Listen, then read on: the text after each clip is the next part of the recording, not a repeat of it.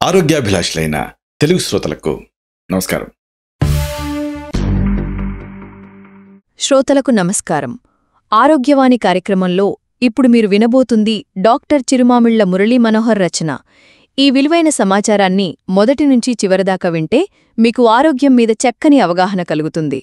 మరింకెందుకు ఆలస్యం? ఈ ముఖ్యమైన విషయాలను హాయిగా వెనక్కివాలి, ప్రశాంతంగా వినండి. కడుపునొప్పి. పిల్లలు కడుపునొప్పిని ఫిర్యాదు చేయడం సర్వసాధారణం. ఫిర్యాదు అని ఎందుకు అనవలసి వచ్చిందంటే, వాళ్లకు నిజంగా కడుపునొప్పి ఉండి చెప్తున్నారో లేక నచ్చని విషయానికి కడుపునొప్పిని సాకుగా చూపించి చెబుతున్నారో తెలుసుకోవటం కొంచెం కష్టం కనుక.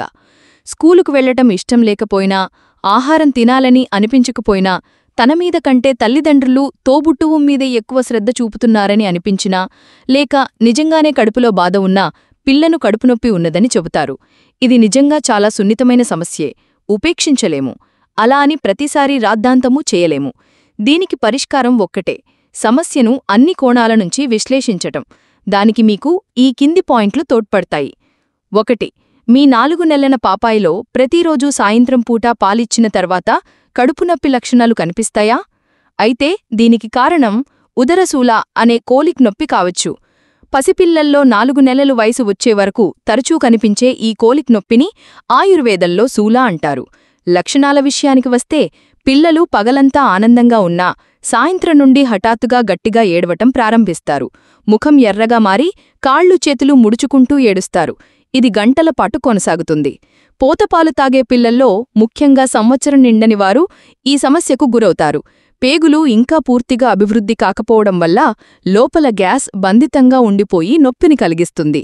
ఈ సందర్భంలో శిశువు కడుపును మృదువుగా మసాజ్ చేయటం, తల్లిపాలను మాత్రమే ఇవ్వటం, పాలపీక రంధ్రాన్ని సరైన పరిమాణంలో చూసుకోవటం అవసరం.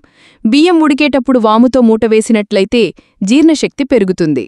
తల్లి తీసుకునే ఆహారం కూడా తేలికగా జీర్ణమయ్యేదిగా ఉండాలి. అవసరమైతే తల్లి పంచాసవం అనే ఆయుర్వేద ఔషధాన్ని తీసుకోవచ్చు. 2. మీ పాపాయికి వాంతులు విరేచనాలు అవుతున్నాయా? అయితే దీనికి కారణం గ్యాస్ట్రోఎంటెరైటిస్ లేదా కలరా కావచ్చు. వాంతులు విరేచనాలు కడుపునొప్పి కలిగినప్పుడు ఇది వైరస్ కారణంగా కలిగే గ్యాస్ట్రోఎంటెరైటిస్. దీనిని ఆయుర్వేదంలో విషూచిక అంటారు.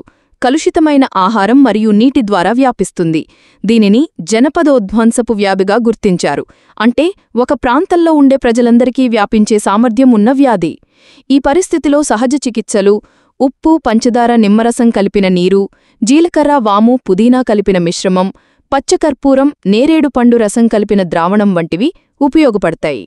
ఔషధంగా అష్టాక్షరీ గుటిక, లశునాదివటి, కర్పూరాదిరసం, వమనామృతం వంటి ఆయుర్వేద మందులు ఉపయోగించవచ్చు. 3. మీ బాబుకి కడుపునొప్పితో పాటు గొంతునొప్పి, జలుబులు ఉన్నాయా? అయితే దీనికి కారణం ఉదరంలో లింఫ్ గ్రంథుల వాపు అంటే మిసెంట్రిక్ ఎడినైటిస్ కావచ్చు. ఈ పరిస్థితిలో శరీరంలోని ఇతర ఇన్ఫెక్షన్ల ఫలితంగా కడుపులోని లింఫ్ గ్రంథులు వాయడం వల్ల నొప్పిని కలిగిస్తుంది.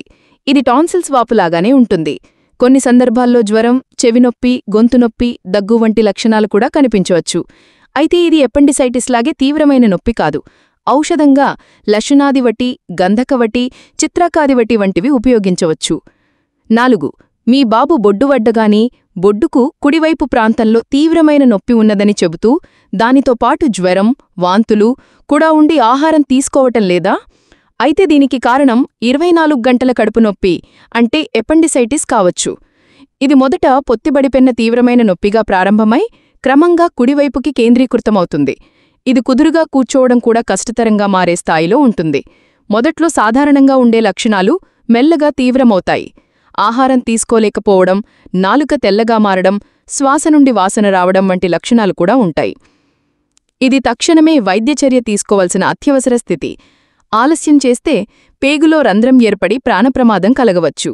ఔషధంగా శంఖవటి, శూలకుఠార రసం, లశునాదివటి, అజమోదార్కం వంటివి ఉపయోగించవచ్చు. 5. మీ బాబు కడుపునొప్పితో పాటు మలద్వారం వద్ద దురదగా ఉందని చెబుతున్నాడా? లేక తన మలద్వారం చుట్టుపక్కల ప్రాంతాల్లో గోక్కోవడం మీరు గమనించారా? అయితే దీనికి కారణం పేగుల్లో పురుగులు లేదా ఆంత్రకృమి కావచ్చు. ఈ పరిస్థితిలో బద్దెపు పురుగులు, నులిపురుగులు వంటి కీటకాలు పేగుల్లో ఉండటంవల్ల మలద్వారం చుట్టూ దురద, వాంతులు, విరేచనాలు, మలంలో రక్తం వంటి సమస్యలు కలగవచ్చు. సహజ చికిత్సలుగా వేపాకుల రసం, మోదుగుమాడ రసం, కురుసాని వామోబెల్లం మిశ్రమం, దానిమ్మ చెట్టు పట్టల కషాయం, విడంగాల చూర్ణం వంటి ఆయుర్వేద పద్ధతులు ఉపయోగపడతాయి.